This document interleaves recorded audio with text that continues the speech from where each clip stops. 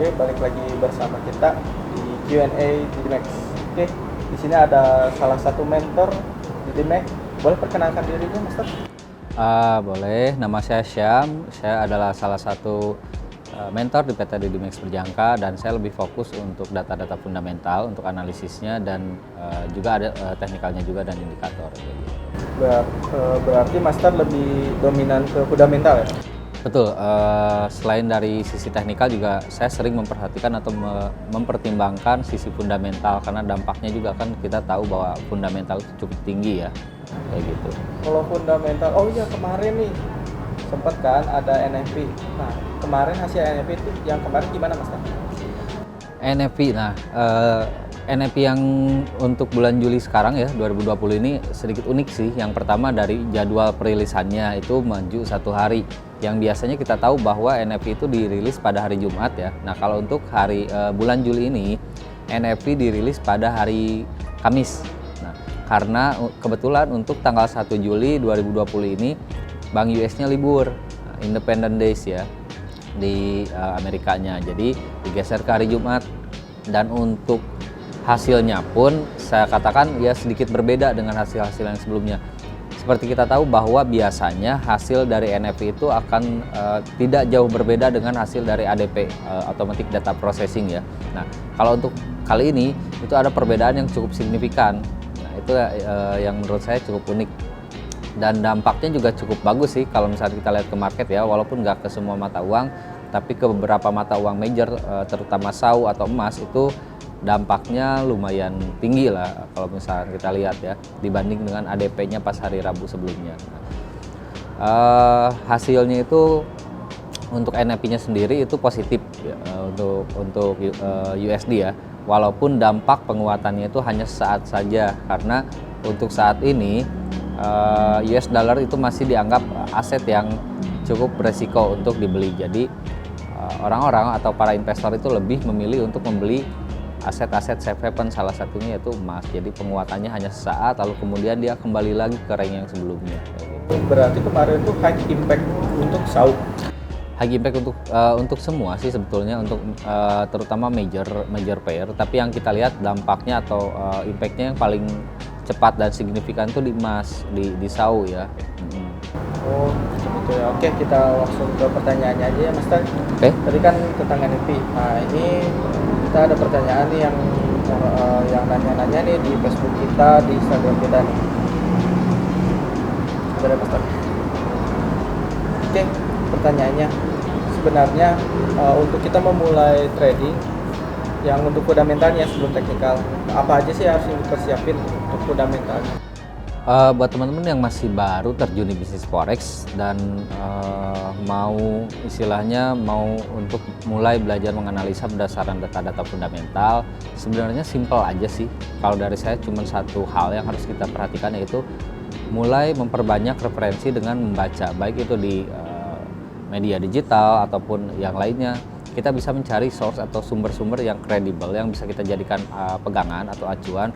Data apa saja sih yang penting untuk saat ini? Nah, biasanya rekomendasi dari saya itu kita menggunakan website dari Forex Factory untuk sumber-sumber dari data fundamentalnya yang kita ambil ya. Nah, itu kita bisa lihat dari tab kalender. Nah, di situ ada kalender ekonomi yang dimana itu akan tertera ya dari mulai jam, waktu, jadwal, dan mata uang apa saja yang akan dirilis dan berdampak tinggi ataupun rendah di market forex kayak gitu. Nah, Master, kali ini saya mau nanya nih, kalau misalkan dari beberapa fundamental dan teknikal ketika dipadukan, berapa persen sih teknikal dan fundamental bisa dipadukan? Kalau menurut saya biasanya bukan karena ke persentasenya ya, tapi saya lebih ke misalkan jangkanya, mungkin jangka panjang atau jangka pendek. Contohnya gini, untuk emas sendiri, untuk jangka panjangnya itu sekarang tuh masih ada potensi untuk mengalami kenaikan seperti itu. Tapi saya juga melakukan open posisi atau eksekusi buy-nya itu juga nggak langsung melakukan buy gitu aja. Tapi kita memperhatikan juga sisi teknikalnya. Kenapa? Karena walaupun jangka panjangnya dia naik, harga itu kan berbentuk seperti gelombang. Dia ada yang namanya penurunan atau dalam fase koreksi gitu kan. Itu untuk menyetabilkan harga. Nah, biasanya itulah momen-momen yang cukup ideal atau tepat yang saya ambil untuk momen untuk mengambil buy-nya. Nah, jadi saya itu biasanya lihat jangka panjangnya berdasarkan data fundamental, dan untuk menempatkan posisi dengan lebih akurat dan lebih presisi biasanya saya masuk ke ranah teknikal. Bisa aja ketika tren naik dan jangka panjangnya naik, terus saya mau ambil posisi buy-nya, saya biasanya menggunakan Fibonacci. Ketika harga turun ke golden ratio baru saya ambil buy, kayak gitu. Untuk SAU menjadi safe haven kan. Nah, untuk SAU itu yang menjadi korelasi dengan SAU apa aja sih Master yang bisa dikorelasikan? Sebenarnya hampir semua mata uang tuh saling terkorelasi ya. Cuman yang paling saya katakan yang paling jelas terlihat itu korelasinya itu adalah SAU sama minyak mentah dan UJ. Kalau dulu USDJPY ya. Kalau dulu dengan USDJPY itu paling kelihatan banget gitu kan, kalau SAU naik, USDJPY biasanya turun ataupun sebaliknya. Nah, kalau sekarang mungkin kita bisa lihat yang masih cukup stabil itu korelasinya antara emas sama minyak mentah atau oil kayak gitu. Siap Master, begitu mungkin beberapa pertanyaan. Terus ada beberapa pertanyaan lagi yang mungkin bisa saya tanyakan kepada Master, boleh ya? Boleh. Kalau misalkan data NFP kemarin kan high impact nih, terus sekarang merespon market USD sedang banknya libur nih, gimana yang kita bisa ambil tindakan setelah mengetahui bahwa bank USD itu sedang merespon hari kemerdekaan di US, apa yang kita bisa ambil? Biasanya sih kalau misalkan hari liburnya itu hari-hari libur biasa, pergerakan market itu cenderung lebih sideways atau lebih kecil ya volume dari USD transaksinya. Tapi kalau misalkan kita lihat lagi, walaupun sebetulnya Bank Nasional mau USD ataupun yang lainnya, negara yang lainnya, walaupun lagi libur sebetulnya pergerakan itu tetap ada dan berpotensi tetap ada pergerakan, baik pergerakan biasa aja atau pergerakan yang cukup besar. Karena apa? Karena perekonomian di negara tersebut walaupun banknya sedang libur tetap berjalan kan. Nah, otomatis ya pergerakan pun akan tetap ada walaupun banknya sendiri libur, transaksi akan terus berjalan dan akan terus ada, dan potensi pergerakan baik kecil ataupun besar itu tetap ada ya, kayak gitu. Berarti kemungkinan ada pengaruh sideways di beberapa pair itu mungkin terjadi? Sangat mungkin terjadi, karena biasanya kalau misalkan banknya libur itu orang-orang biasanya lebih memilih untuk menghindari resiko ya dengan tidak melakukan transaksi di mata uang yang bersangkutan kayak gitu. Berarti kita lebih ke menghindari untuk bertransaksi di USD-XXS atau XXUSD yang berhubungan dengan USD. Bisa jadi bisa menghindari, atau misalkan bisa masuk saja melakukan transaksi. Yang penting kita tetap memperhatikan level batasan resikonya di mana aja, dan kita juga memperhatikan area-area berdasarkan support sama resistennya yang cukup ideal untuk melakukan transaksi, atau bisa lebih masuk ke ranah teknikal agar kita lebih bisa menempatkan posisi dengan tepat ya, seperti itu. Oke, berarti tadi sudah cukup jelas ya, sudah jelas Master menjelaskan tentang SAU-nya untuk impact yang kemarin terjadi. Oke, cukup sekian mungkin dari pertanyaan-pertanyaan telah dijawab oleh Master Syam.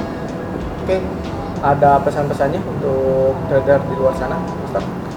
Pesan-pesan saya sih buat teman-teman di luar sana, terutama ya yang masih baru atau baru terjun ke bisnis forex, tetap yang kita utamakan ketika kita mulai belajar itu adalah kedua sisi tersebut, yaitu kita pelajari basic dari fundamental seperti apa dan basic dari teknikal juga seperti apa.